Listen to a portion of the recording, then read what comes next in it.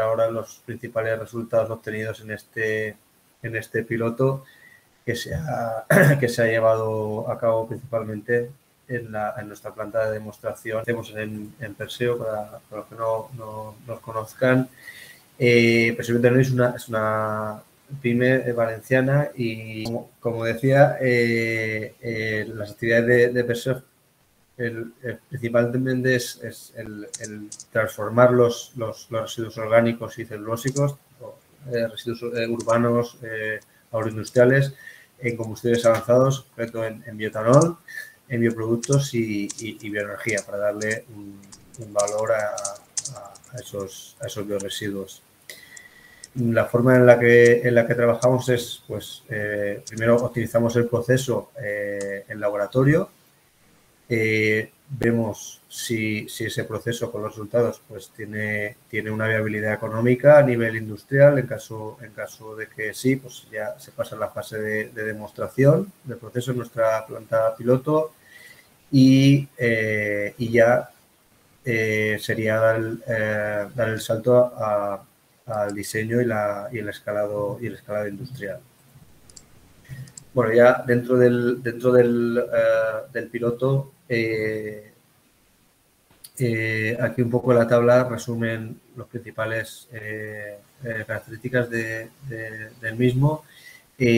Como he comentado, bueno, pues el piloto está, teniendo lugar en la planta de demostración de Perseo La Alcudia, en Valencia. Con los residuos, se ha trabajado con residuos celulósicos urbanos que nos ha suministrado el área metropolitana de Barcelona, y los procesos que se han desarrollado han sido, pues, la producción de bioetanol a partir de estos residuos celulósicos y, a partir de este etanol, la producción del disolvente etilactato. En el piloto, pues, han participado, como comentado nosotros, como la AM, CIEMAT, en el desarrollo de procesos de bioetanol, y la empresa TWLR, que son unos socios de Austria. Es un poco la visión general del piloto. El piloto empezó con un estudio a nivel de laboratorio de 3 materiales celulósicos, que fueron toallitas procedentes de estaciones depuradoras, papel y cartón contaminado procedente de la fracción resto, que no puede ser reciclado, y textiles sanitarios. Ahí se hizo una optimización o un estudio a nivel laboratorio, y se vio que los tres residuos tenían potencial para la producción de bioetanol, ya que son ricos en celulosa.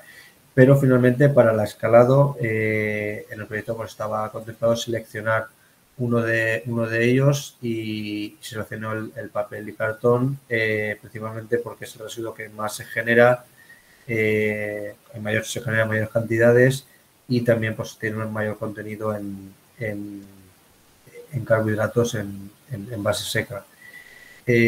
Pues lo que se ha hecho es estudiar este proceso de transformación en bioetanol, primero a nivel laboratorio, luego escala piloto, y por último estudiar la transformación, el usarlo como intermedio químico para producir el producto etilactato, ¿no? Que tiene una demanda cada vez mayor, debido a que se trata, pues, es un disolvente biodegradable y no tóxico.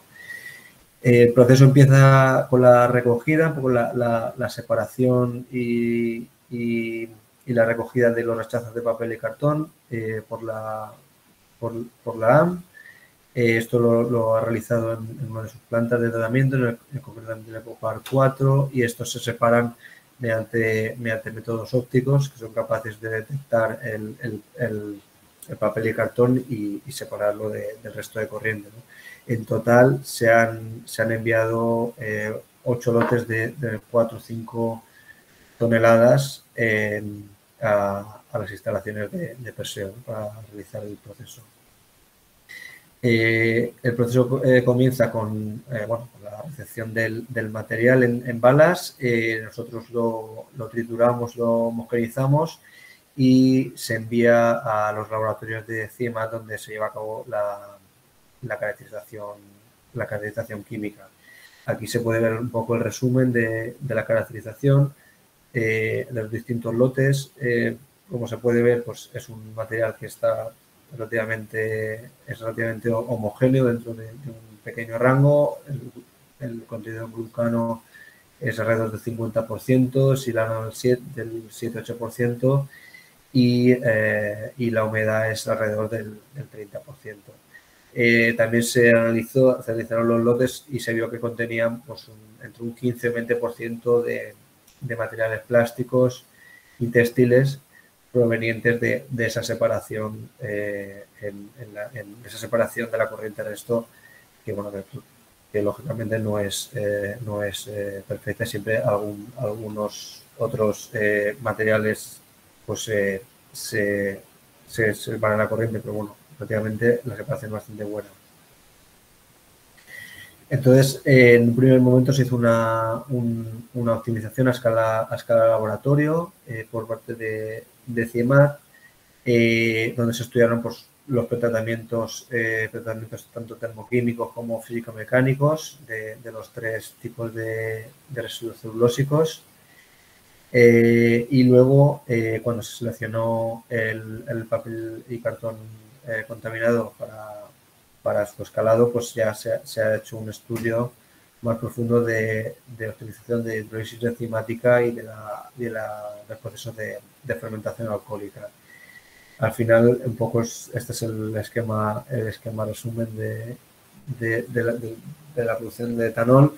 El etanol es un producto que actualmente se utiliza como biocombustible principalmente. En este caso, al provenir de residuos, es un combustible que se llama de segunda generación o avanzado y tiene un mayor valor en el mercado por no proceder de fuentes alimentarias. Y en los últimos años pues también se ha incrementado el interés en el bioetanol como intermedio químico de base biológica para producir otros productos químicos como puede ser el etileno o el etilactato, como el caso de Wistar.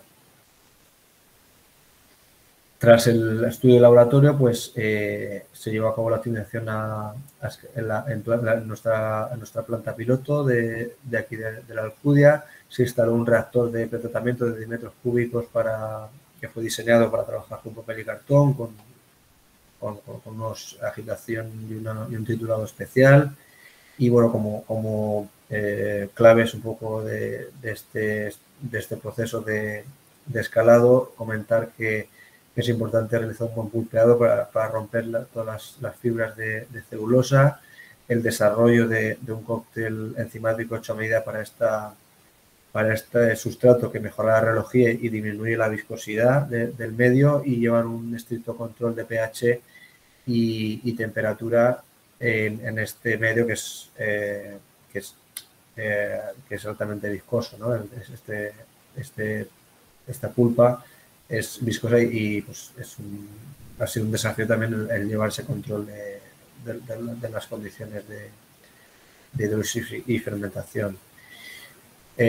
Aquí vemos algunas fotos del proceso, donde primeramente se hace un triturado, una eliminación de inertes y se envía al reactor de pretratamiento, y luego pues se han utilizado las condiciones que se utilizaron en el laboratorio en fermentador de 50 metros cúbicos. La producción que se ha alcanzado es de 135 litros por tonelada de papel y cartón residual. También se ha estudiado el rechazo del proceso, lo que se llaman las vinazas, tienen un potencial para producción de biogás. También se ha estudiado y se ha visto pues, que tienen una producción de en torno a 300 litros de metano por kilogramo de sólido volátil, con lo cual también tienen su potencial para producción de biogás tras el paso del proceso de etanol.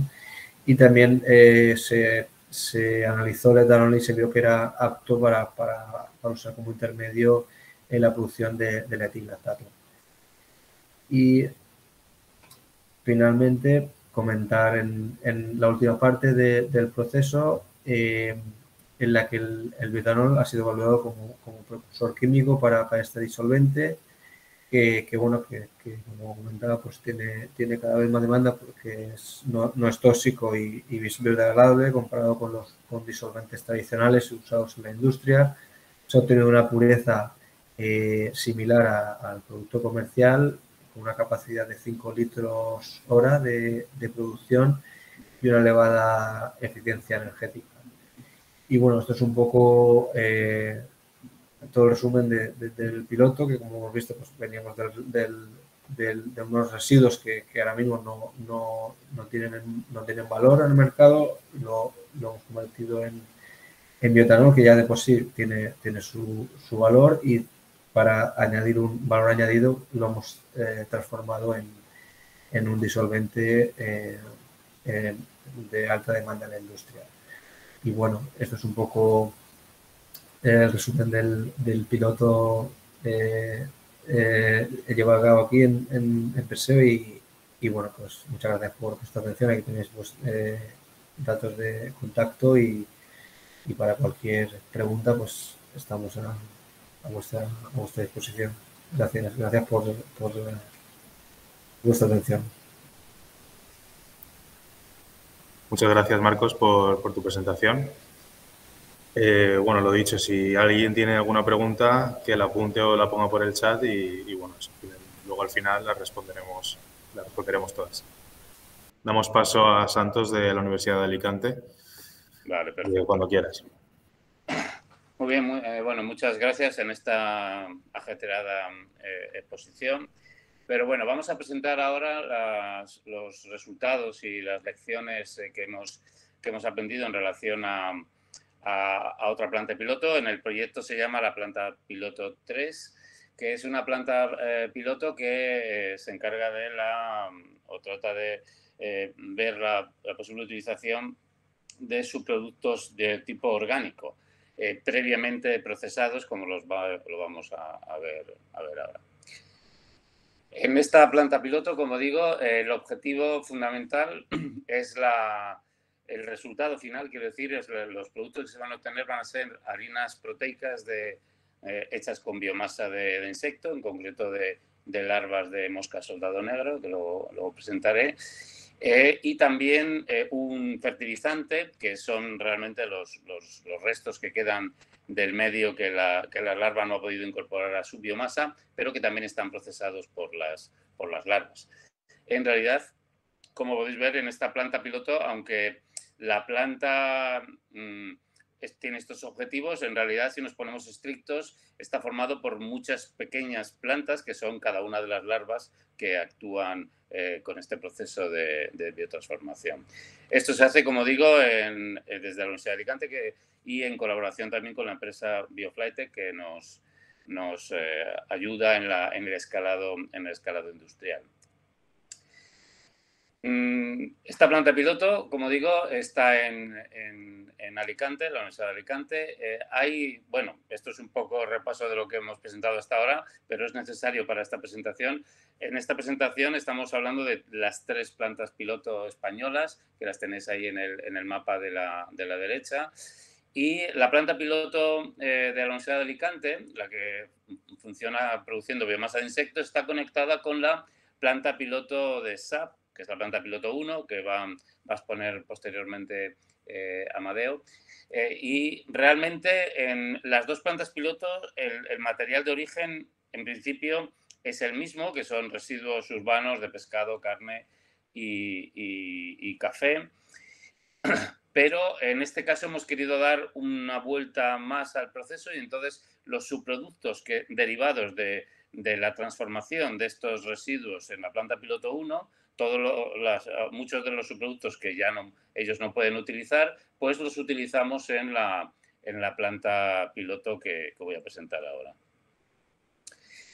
Bueno, realmente la utilización seguramente pues todos habréis oído, muchos de vosotros habéis oído hablar del interés de las llamadas, la ganadería 3.0, que es las ganaderías que se basan en insectos. Hay una serie de insectos, muy pocos, de hecho 7, que están permitidos actualmente en la Unión Europea para el uso de su biomasa para alimentación animal y también para alimentación humana en algunos casos, pero sobre todo el principal mercado es la alimentación animal y de hecho en este proyecto nosotros en lo que estamos trabajando es en la alimentación animal. Bueno, pues este proceso, evidentemente los insectos se han definido como estas 7 especies como animales de granja, es decir, que tienen la misma regulación que se afecta al resto de animales que se desarrollan en ganadería y en acuicultura. Entonces, estos insectos necesitan alimentarse, obviamente, y la transformación del medio en su propia biomasa es finalmente de donde se obtienen los productos. En realidad, me gusta presentar normalmente este esquema que veis ahí con estos 3 triángulos enganchados, en el sentido en que es una solución eficiente, por supuesto es una economía circular y además es sostenible. Por cierto, el último triángulo, el triángulo que veis ahí de color lila o rosa, es sostenible en todos los sentidos de la palabra. Es decir, es amigable con el medio ambiente, es decir, que evidentemente tiene poco impacto y obviamente es sostenible porque mimetiza un proceso de la propia naturaleza en el cual se basa pues, toda la cadena trófica de los ecosistemas, los distintos niveles de transformación de la materia orgánica. Pues el último es el que vuelve a reciclar los distintos biomasa que se forma para que siga manteniéndose todo el sistema, pero además tiene que ser sostenible desde un punto de vista económico, porque cualquier solución que no sea sostenible desde un punto de vista económico, es decir, que realmente tenga algún interés, es decir, que ciertamente no cueste más dinero la solución que el propio problema, pues tiene que tenerse. Entonces me gusta siempre hablar del tema sostenible en estas dos variantes. En cualquier caso, resumiendo muy brevemente, evidentemente es una economía circular. Vamos a reciclar o vamos a dar otro uso a residuos de origen urbano.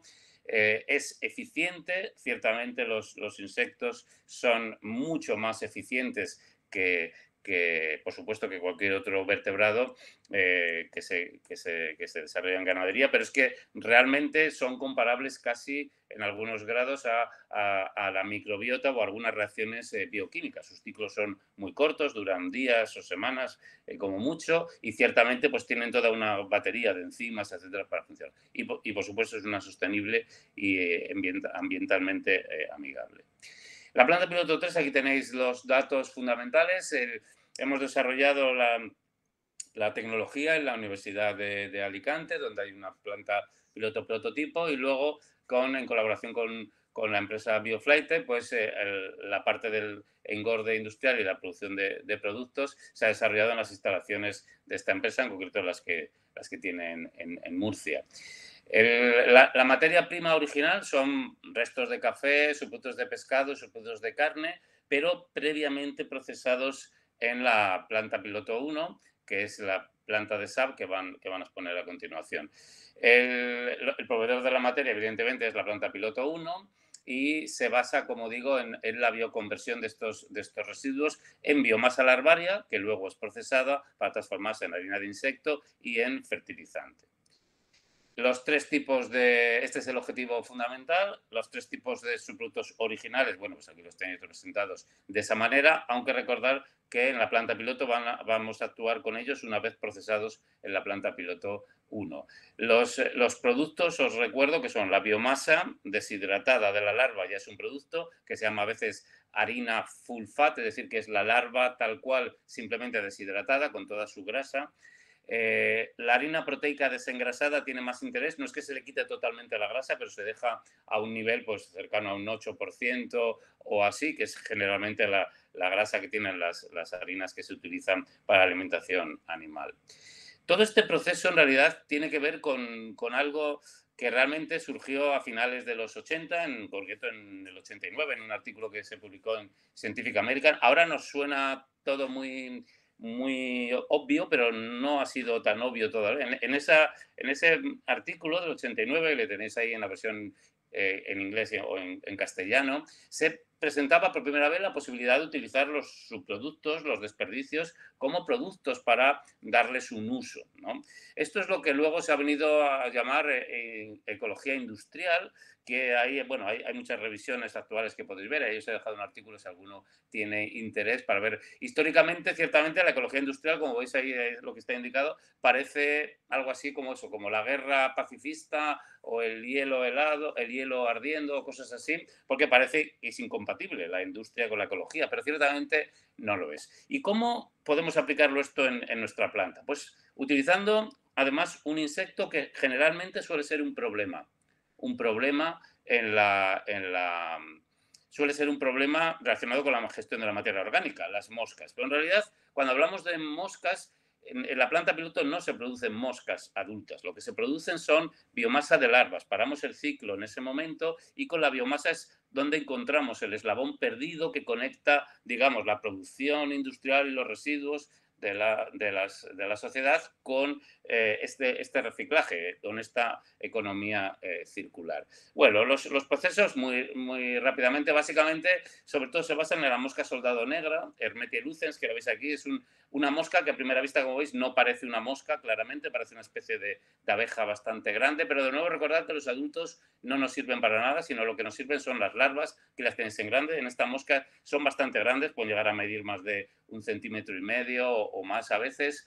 Y bueno, el tema es que la idea es muy sencilla, el problema es el escalado. Se tiene que producir, para que os hagáis una idea, eso que tenía ahí a la derecha, eso es un montón de huevos de esta mosca, pero que se tienen que producir por decenas de kilos o centenares de kilos, pues mensuales o semanales o diarios, para lograr la escala necesaria para la alimentación animal. El proceso en realidad es bastante sencillo, como digo, de entender, pero más difícil de desarrollar. Debe haber primero una fase de unas estancias, unas instalaciones para la maduración de adultos y la producción masiva de huevos. Los adultos deben de madurar, copular y poner huevos que son cosechados diariamente. Posteriormente esos huevos se incuban y se producen los neonatos, las pequeñas larvitas recién nacidas que posteriormente se siembran en el medio y crecen. En el proyecto hemos desarrollado hay distintas soluciones, aquí os presento una, son unos digestores en los cuales las larvas crecen y luego se pueden cosechar. Al final el proceso básicamente consiste en una especie de sembrado, como tenéis ahí, sobre el medio ya evidentemente adaptado para que sea más eficiente posible esta digestión. Las larvas crecen, luego son cosechadas y luego son procesadas para transformarse en harinas o en larva seca para la alimentación animal, que por cierto no lo voy a presentar en esta conferencia, pero en WasteUp también estamos viendo la utilidad de estas propias harinas en la alimentación de pollos comerciales.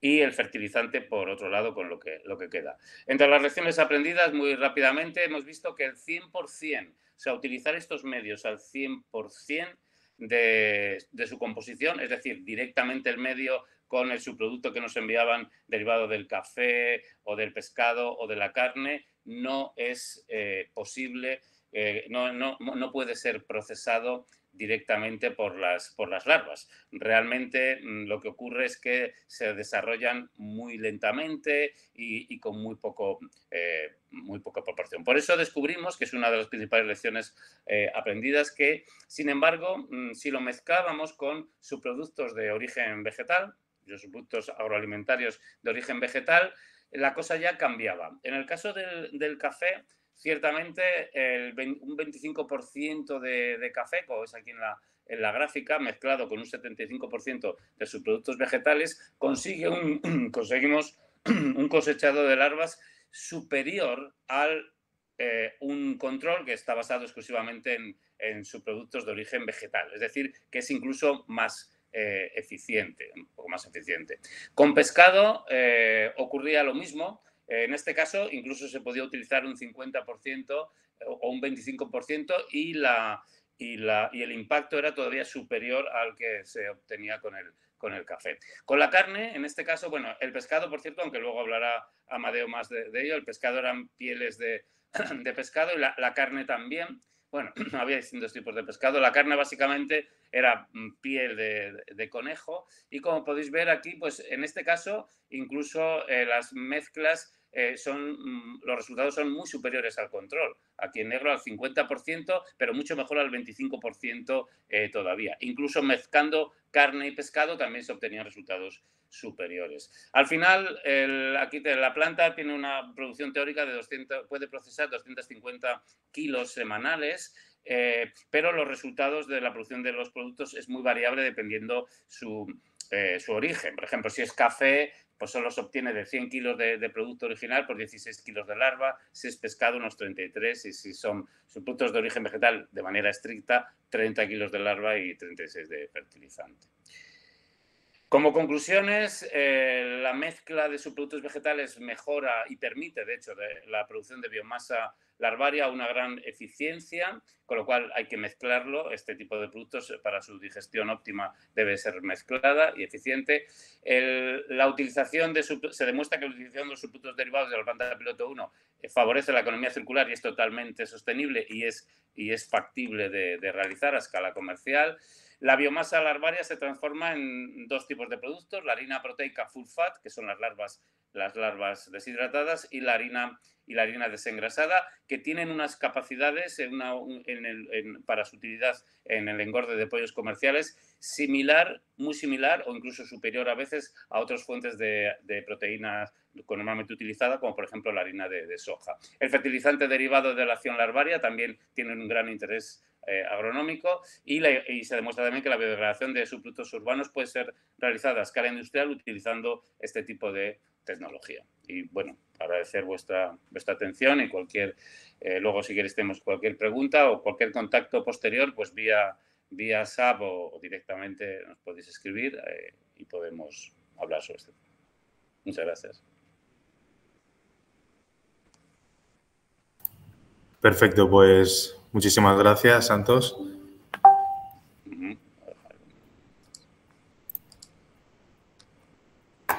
Muy bien, pues a ver.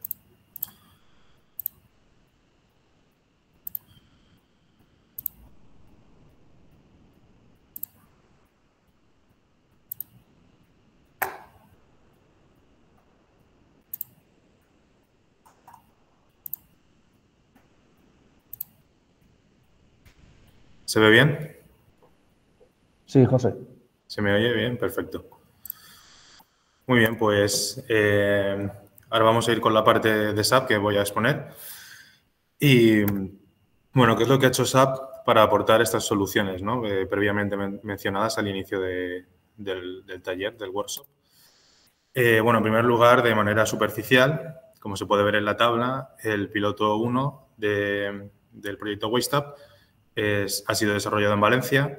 Ha utilizado materia prima de restos de pescado, de carne y de pozos de café. Y los proveedores de esta materia prima han sido comercios locales de Valencia, como Mercavalencia o el área Horeca. Los procesos realizados en esta planta, en concreto para el café, ha sido de sacarificación y fermentación, así como la extracción de aceites y aromas. Y para la carne y el pescado, pues se le ha realizado un tratamiento mecánico y químico para la obtención de producto. Socio responsable ha sido SAP, con el apoyo de Biopolis. Y, bueno, como producto final, carotenoides, aceites polifenoles, gelatina y péptidos. Entrando ya en procesos realizados aquí, en primer lugar voy a hablar de la obtención de gelatina y péptidos activos a partir de pescado y carne. Y nada, en primer lugar, como podéis ver en el diagrama de flujo presentado, en una primera instancia se realiza un tratamiento mecánico donde se tritura la materia prima obtenida. Posteriormente se realiza una maceración en tanque con productos químicos para ablandar todo lo que podría ser la carne o el pescado para una mayor obtención de producto. Tras ello pasábamos al tamiz, donde nos quedábamos retirábamos todo el agua posible y nos quedábamos con el producto sólido. Una vez obtenido el producto sólido, realizábamos una extracción del producto deseado mediante calor, ¿no? Se le aplicaba calor, se pasaba el colágeno deseado a la fase acuosa y una vez realizado este proceso volvíamos a pasarlo por el tamiz. Pero esta vez, en vez de quedarnos con la fase sólida, nos quedábamos con la fase acuosa, que es donde se encontraba el colágeno. Tras ello, lo enviábamos al filtro prensa, del cual obteníamos ya, eliminando cualquier tipo de residuo sólido, obteníamos el producto donde estaba el colágeno. Una vez realizado el filtro prensa, pasábamos a la centrífuga, donde se realizaba, aparte de separar cualquier posible residuo sólido que pudiera llegar a quedar tras el filtro prensa y el tamiz, además separábamos en fases, donde quedaba una fase más acuosa y más densa y otra fase un poco menos densa y aceitosa. A nosotros nos interesaba la fase acuosa. Tras ello ya íbamos a la ultrafiltración, ¿no? Donde ya estábamos hablando de una separación a nivel más molecular.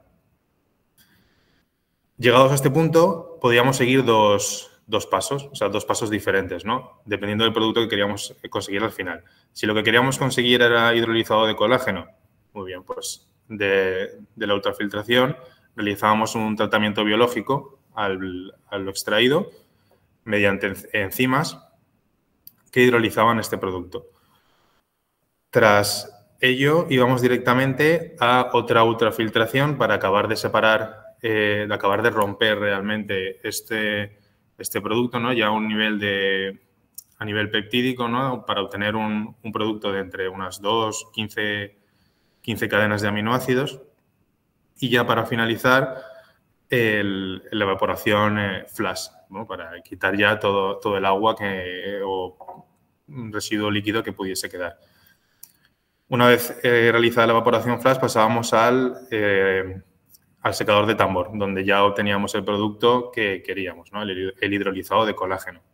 Y ya finalmente, para su envasado o generación del producto final, un último triturado para facilitar su envasado, principalmente. Volviendo atrás, tras la primera ultrafiltración, si lo que queremos conseguir es la gelatina, no haría falta el tratamiento biológico que he mencionado antes, sino que directamente de la ultrafiltración pasaríamos al secador de tambor y ya de ahí obtenemos la gelatina ya lista para ser triturada y envasada. Grosso modo, para un poco asentar todo el proceso que acabo de mencionar. Si lo que queremos es gelatina, muy bien. Una maceración, extracción térmica y luego purificación, donde entraba la centrifugación, la ultrafiltración y finalmente en secado. Si lo que queremos conseguir es el hidrolizado de colágeno, muy bien, pues tras la maderación y la extracción térmica realizamos el tratamiento biológico, que es la hidrólisis enzimática, y luego para finalizar la purificación, con la ultrananofiltración, la evaporación flash y el secado. En estas imágenes podemos ver en la figura 5A tenemos la trituradora, ¿no? Donde salía todo el producto de materia prima recibido ya en cierta manera homogeneizado, no del todo evidentemente, pero bueno. Y luego en las figuras 5B y C sería el secador de tambor ya con el producto final listo para ser triturado y envasado. Dentro de la obtención también de gelatina y de péptidos activos, pero esta vez a partir de carne, el proceso es el mismo. Se realiza una maceración, la extracción térmica y luego purificación, donde teníamos la centrifugación, la ultrananofiltración, la evaporación flash y por último el secado. En la figura 7, por ejemplo, podemos ver el sólido exhausto tras el pretratamiento y la extracción del producto. Vale. Asimismo, dentro de los residuos de pescado y carne entra también la sangre. La sangre ha sido utilizada para generar el hidrolizado de sangre para un posterior formulado como biofertilizante, por ejemplo. Esta sangre recibida era filtrada para eliminar cualquier residuo sólido o así grueso que pudiera afectar al proceso que no nos interesara Luego pasábamos al homogeneizador, que trituraba ya todo de una manera mucho más homogénea para facilitar el proceso de extracción, y ya finalmente se realizaba una extracción química en tanque con el que obteníamos el producto deseado. Este producto deseado, nosotros lo que hacíamos era aumentarle el pH para evitar el crecimiento de posibles microorganismos que pudieran afectar al producto. Entonces, una vez almacenado así, si al final lo que se quería era sacar el producto para su comercialización o para lo que fuera, entonces habría que neutralizar este pH y ser envasado a pH neutro. Respecto a los pozos de café, ¿no? Se realizó en primera instancia un mapa logístico inteligente que optimizaba la recogida de café en diferentes establecimientos de Valencia. Estos eran recogidos en los recipientes que podemos ver en la imagen y luego eran transportados a la planta de procesamiento de SAP, donde ya empezábamos todos los procesos. De estos pozos de café se pueden extraer diferentes productos. En primer lugar, la extracción de carotenoides. Para ello se realizaba una hidrólisis en tanque. De esta hidrólisis obteníamos un producto con cierta concentración en glucosa que era adicionado a un fermentador. A este fermentador se le inoculaban una serie de levaduras que iban a utilizar estos pozos de café para su crecimiento y almacenamiento de carotenoides dentro de ellas. Tras esta fermentación pasábamos esta biomasa generada al filtro tangencial. En este filtro tangencial lo que hacemos es concentrar lo que es la biomasa, y de esta concentración obtenemos un retentado. Este retentado, que es donde se encuentran las células, es pasado al homogenizador, que lo que hace es romper estas células que contienen estos carotenoides, y de esta manera obtenemos el producto final. Respecto a la extracción de carotenoides, en primer lugar se realizó simplemente una hidrólisis enzimática donde la concentración de glucosa obtenida era de 1,4 gramos litro. Sin embargo, tras varias pruebas nos dimos cuenta de que aplicando un pretratamiento alcalino a la materia prima, más una hidrólisis enzimática como en el anterior proceso, la concentración de glucosa obtenida era mayor, lo cual favorecía luego la fermentación con levaduras. En este caso, la concentración de glucosa fue de 5,89 gramos litro.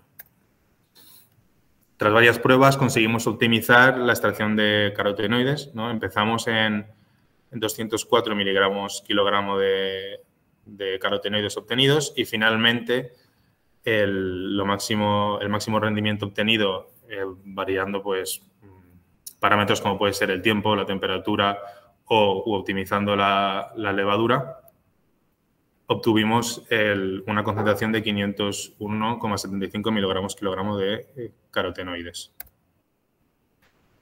También utilizando pozos de café. Si lo que queremos obtener es aceites o polifenoles, pues bueno, primero se realiza una extracción sólido-líquido mediante el empleo del equipo Soxhlet, que puede ser empleado o bien con solventes orgánicos, como puede ser el hexano o el etanol, o puede ser también usado con agua. Si lo que queremos es aromas o polifenoles, pues en ese caso se puede utilizar etanol o a lo mejor agua también. Si lo que queremos son aceites, pues bueno, para aceites sí que haría falta usar el hexano. Tras esta primera extracción sólido-líquido de Soxhlet, pasábamos al rotavapor, donde ya hacíamos una extracción líquido-líquido, donde se evapora el disolvente empleado y ya nos quedamos con el producto deseado. Problemáticas y soluciones que nos han ido surgiendo a lo largo de todo el proyecto. En concreto, para la obtención de gelatina e hidrolizado de colágeno desde productos de pescado, bueno, la materia prima para el equipamiento que tenemos en SAP no era la idónea, ya que había demasiadas partes duras, ¿no? Como podemos ver en la figura 17, en la de más a la izquierda, la cabeza de atún. Escogimos atún y era a priori una materia prima muy apta, ya que el atún se sabe que tiene alto contenido en colágeno. Lo que pasa es que demasiadas partes duras, no se homogenizaba bien el producto. ¿Y qué hicimos? Bueno, pues la solución para ello fue utilizar la piel de pescado, que también tiene alto contenido en colágeno y además es más fácil de triturar. Por otro lado, la velocidad de filtración con el filtro prensa fue muy baja. Para solucionar eso, lo que hicimos fue disminuir las tiras de filtración. Entonces, de esta manera conseguíamos optimizar un poco el proceso y hacerlo más rápido. Bueno, eso. En relación a lo antes mencionado de la materia prima, los proveedores de materia prima sí que nos proporcionaban buen producto con alto contenido en colágeno. Sin embargo, nuestra maquinaria no era capaz de triturar de una manera eficiente todo eso. Y respecto al pescado, otro obstáculo que pudimos ver fue la obtención de licencia de transformador SANDAC, ya que la burocracia es un poco lenta, como todos bien sabemos. Entonces, bueno, pues la solución fue un poco agilizarlo desde antes para luego llegar a cumplir el plazo establecido. Respecto a la obtención también de gelatina hidrolizada de colágeno a partir de carne, un poco lo mismo que con el pescado. La materia prima sí que es verdad que era idónea en contenido de colágeno. Sin embargo, pues la posible presencia de huesos que pudieran dificultar el triturado nos llevó a utilizar hebras de piel de conejo para extracción de colágeno. Luego nos dimos cuenta que también esta piel de conejo es seca y se hincha mucho con el agua y además los pelos que podemos encontrar pueden obturar la maquinaria que tenemos. Dentro del procesado de café es muy importante que la logística sea rápida, que esté todo muy bien establecido, porque el café al ser húmedo, ¿no? Al tener alto contenido en agua, es muy fácil que se pudra, ¿no? Que aparezcan microorganismos, que aparezcan hongos, etcétera. Con lo cual, ¿qué hicimos? Pues la imagen que he presentado antes, ¿no? Realizar una logística inteligente que recogiera de una manera rápida todos los pozos de café de los establecimientos escogidos y de ahí transportarlos a la planta de procesado. Y por último, la sangre animal. Hay que tener precaución con la sangre, ya que se puede coagular o ¿no? En su manipulación puede aparecer espuma, luego hay que mantener la temperatura.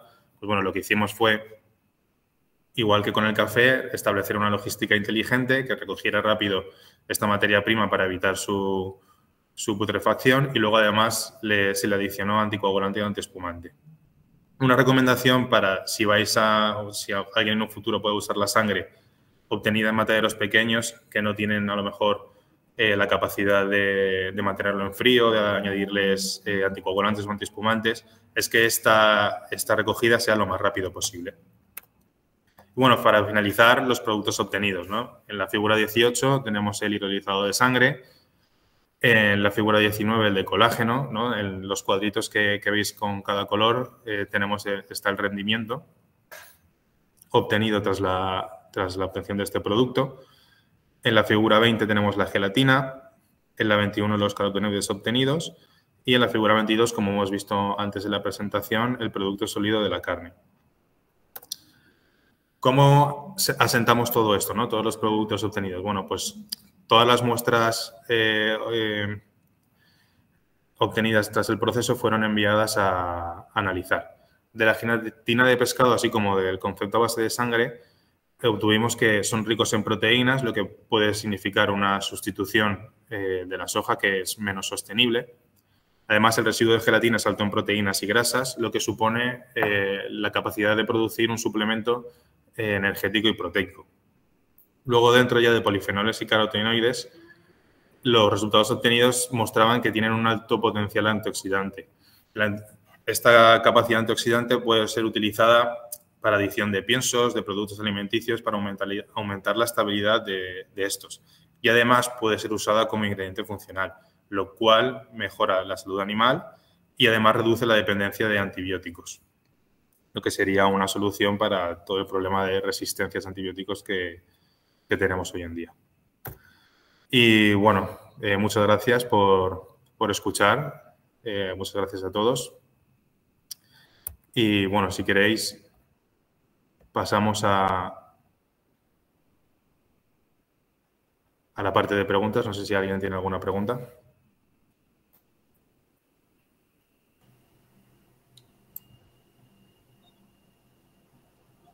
Hay algunas en el chat. José.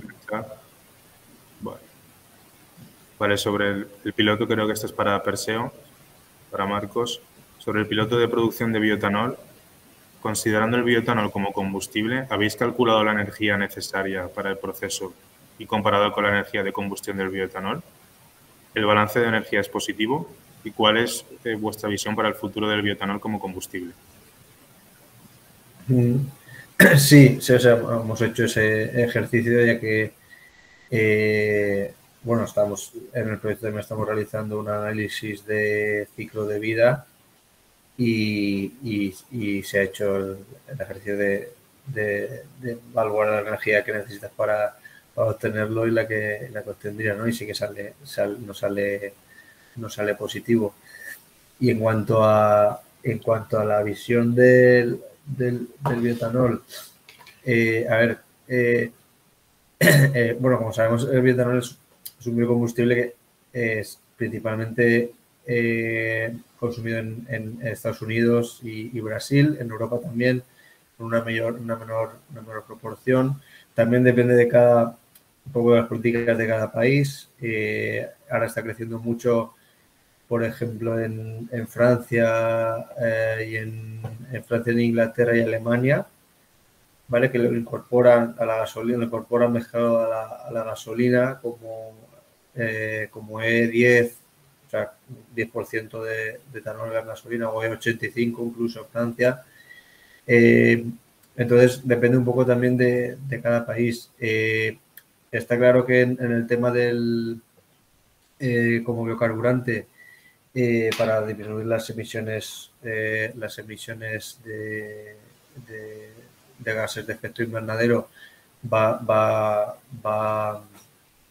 a cumplir un papel importante. En el futuro, las políticas están también, es verdad que se están orientando hacia la electrificación del transporte, pero bueno, hay muchos estudios a debate ahí con el tema de la electrificación, porque realizando, por ejemplo, un análisis de ciclo de vida, por ejemplo, de un coche eléctrico, un coche híbrido funcionando con etanol, sale mucho mejor el híbrido, ¿no? Más que el 100% eléctrico, que es un poco lo que se quiere promocionar. Está claro que las emisiones no se generan en el lugar del uso, pero si haces un análisis de ciclo de vida y ves las emisiones que necesitas para construir estas baterías, al final pues te sale que es peor, ¿no?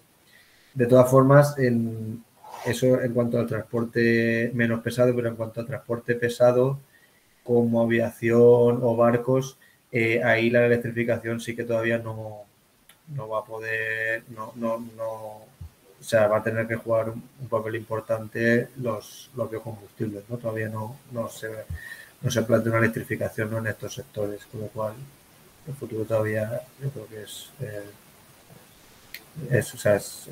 al alza, ¿no?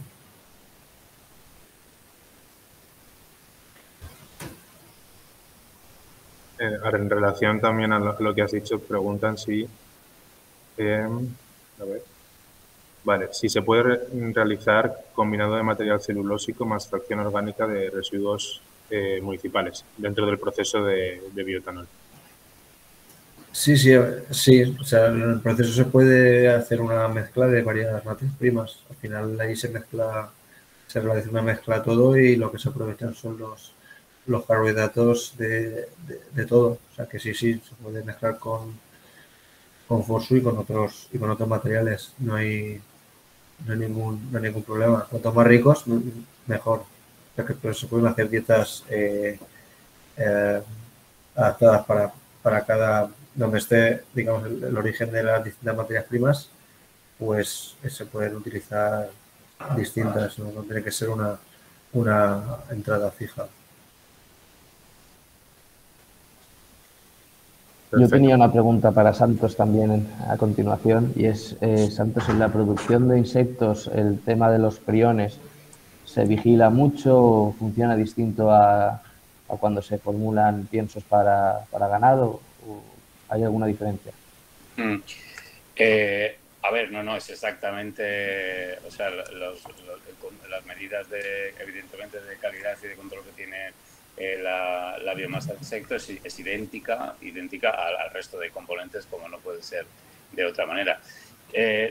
Pero realmente son bastante mejores en este sentido que otros procesos. En realidad, el tema de los priones aconteció por algunos investigadores lo definen como el ciclo cerrado perfecto. O sea, aquí estamos buscando la economía circular, pero la economía circular, tanto en la naturaleza como en el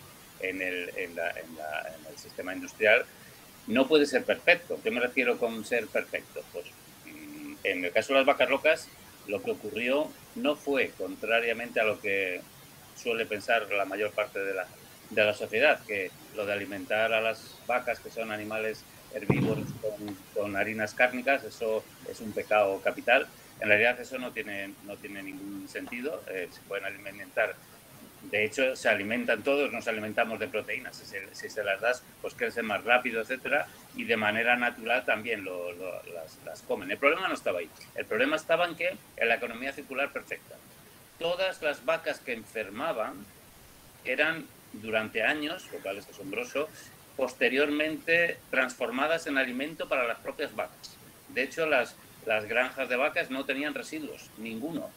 De hecho, fue tan sonado esto que no solamente por el tema de los priones, anteriormente, claro, como no quiero yo aquí poner ahora a la audiencia un poco, pero bueno, alguien que tenga un poco así de imaginación, si las granjas eran capaces de hacer desaparecer, ahora no se puede, pues todas las vacas que se morían, a ver cómo digo esto, pues digamos que muchos asesinatos sin resolver, al final los cadáveres también desaparecían fácilmente, porque todo se metía ahí. Entonces, ese proceso, ese ciclo cerrado ya no existe, ¿vale?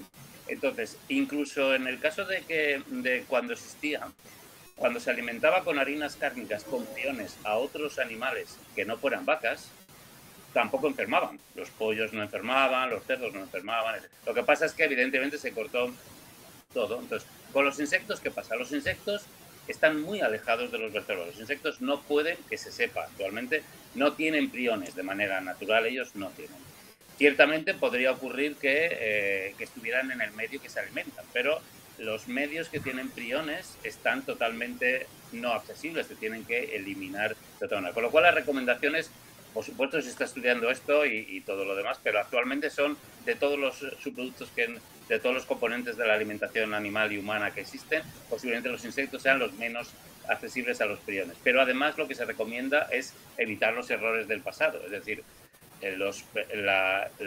no utilizar harina de insecto alimentada con harina animal, que actualmente no se puede utilizar, pero sí que se permitirá en breve, pero no para rumiantes, sino para otros animales. En general, se crea actualmente, con toda la información disponible, los priones no se desarrollan en los insectos e incluso tienen bastante dificultad cuando se los infecta artificialmente. Ciertamente esa es la situación. Habría que ver en el caso particular del proyecto si alimentando las larvas a partir de nuestra planta piloto, yo supongo que los procesos originales en la planta piloto tampoco les afectaría, o sea que de alguna manera los transformarían, pero eso habría que estudiarlo específicamente. En resumen, ningún problema con los priones. Y de hecho, a lo mejor hay alguien que está pensando la siguiente pregunta, que esa sí que está estudiada, se estudió perfectamente cuando surgió. Los insectos no pueden transmitir el coronavirus. Vale. Sí, era una duda que tenía, no lo tenía claro. Ok. Pero es interesante hacer estas preguntas porque la gente piensa... Supongo que también si encima no vuelven al mismo animal, pues claro. Mejor. Vale, perfecto. Hay otra pregunta para Marcos. ¿El uso de enzimas a escala industrial encarece considerablemente el proceso o por el contrario es despreciable en relación al coste total? No, a ver, el coste de los enzimas es un coste no despreciable del proceso. O sea, es un coste importante del OPEX del proceso. Igualmente, enzimas y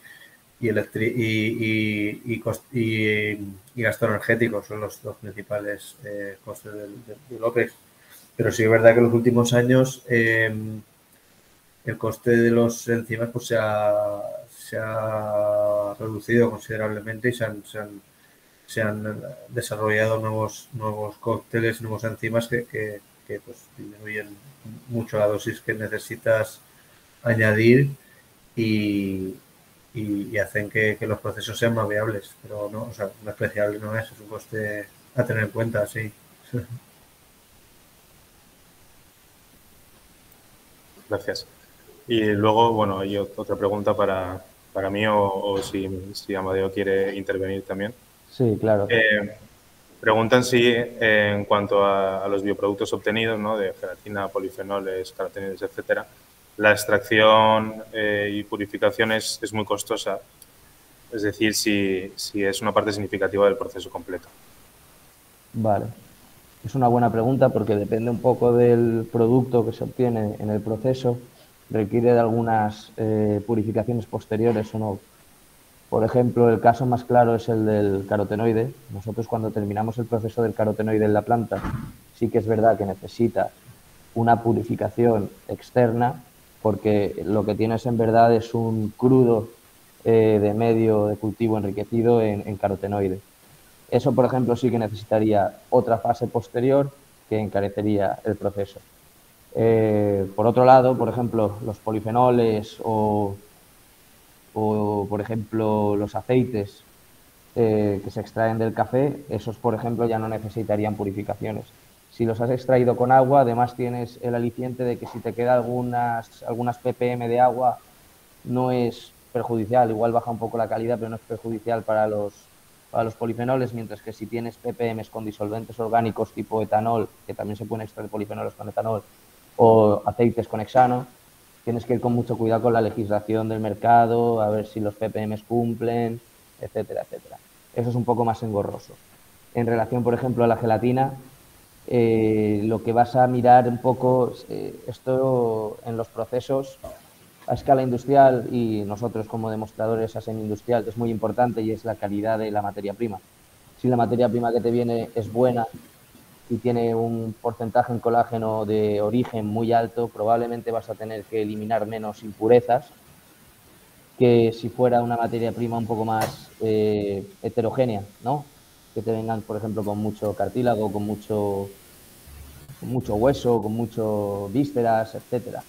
Ahí tendrás que eliminar más cosas, seguramente te salga una gelatina final un poco más, hablando un poco así en jerga, un poco más guarro, y entonces seguramente lo que pase es que el mercado final de destino o no sea el mismo, o si quieres ir al valor añadido más alto tengas que seguir purificándolo. Es una pregunta interesante. Eso, dependiendo un poco de lo que obtienes y cuál es tu mercado final y tu proceso, puede suponer un encarecimiento del proceso. Eso es correcto. Pues muchas gracias, Amadeo. Y bueno, si alguien más tiene alguna pregunta.